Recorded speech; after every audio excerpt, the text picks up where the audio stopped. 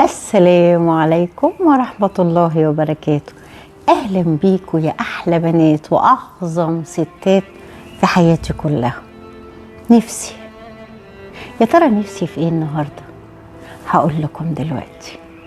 عايزة أتكلم معاكم النهاردة في موضوع تقيل شويتين ويمكن ناس كتير بتتجنبه، بس أنا بعتبره من أهم المواضيع اليومين دول، خصوصا مع اتجاه التربية الإيجابية الجديد. عارفين إيه هو الموضوع؟ العقوق. طبعا أول ما بنسمع الكلمة دي بنفكر فورا في عقوق الأبناء للوالدين، ده فعلا ذنب كبير جدا.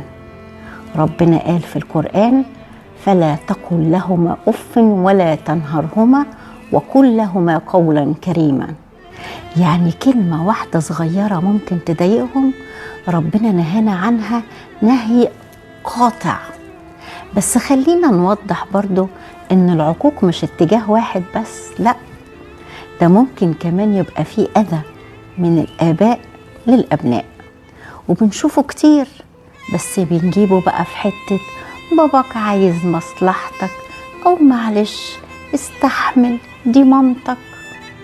وأنا هنا مش بقارن خالص ولا بقلل من حق الوالدين أبدا، لكن لازم نتكلم عن واقع موجود حتى ولو مش عاجبنا. في أولاد بيعيشوا تحت ضغط نفسي رهيب، الضغط ده بيهدد مستقبلهم وحياتهم كلها، في كلام جارح، في مقارنات ملهاش أي فايدة، في أسوأ ممكن تكسر ثقتهم في نفسهم. والنبي عليه الصلاة والسلام قال: كلكم راع وكلكم مسؤول عن رعيته. يعني المسؤولية مش على طرف واحد، كل واحد ليه دور وليه حساب قدام ربنا. وأنا في رأيي مفيش مسؤولية أعظم من مسؤولية تربية إنسان هيطلع للمجتمع.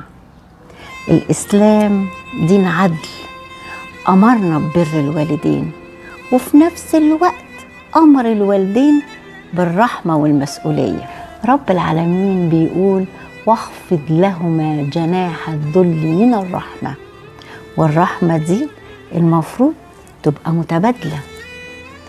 الفكرة مش إننا بنلوم حد ولا نقسي الولاد على والدينهم، بالعكس، إحنا بس لازم نفهم الدنيا بتتغير والمشاكل النفسية بقت بتتورث دلوقتي. العلاقات الصحية مبنية على رحمة واحترام ووعي. لو انت ابن او بنت حاول تبر اهلك على قد ما تقدر، حتى لو فيها صعوبة، ربنا شايفك وهيجازيك خير. واوعى تنسى ان دول اصحاب فضل عليك واصحاب الدين الوحيد اللي مش هتقدر تسده مهما عملت. ولو انت بقى اب او انتي ام، افتكروا بقى ان الكلمة بتفرق والحضن بيفرق، وانك ممكن تكون سبب في بنى نفسية قوية او مهزومة. انا مش هقول مين صح ومين غلط، كل بيت وله ظروفه، لكن بقول خلينا نحاول نكون متفاهمين وحنينين على بعض اكتر من كده شوية. مش هتكون الدنيا بقى والبيت كمان علينا، الدنيا أصعب من إننا نقسى على أقرب الناس لينا. نفسي يكون بيوتنا كلها حنية، الأبناء على الآباء والآباء على الأبناء. قولولي بقى إيه أكتر حاجة نفسكم تتغير في العلاقة بين الأهل والأبناء، وشايفين فروقات في التربية بين زمان ودلوقتي ولا لأ؟ بحبكم قوي قوي قوي.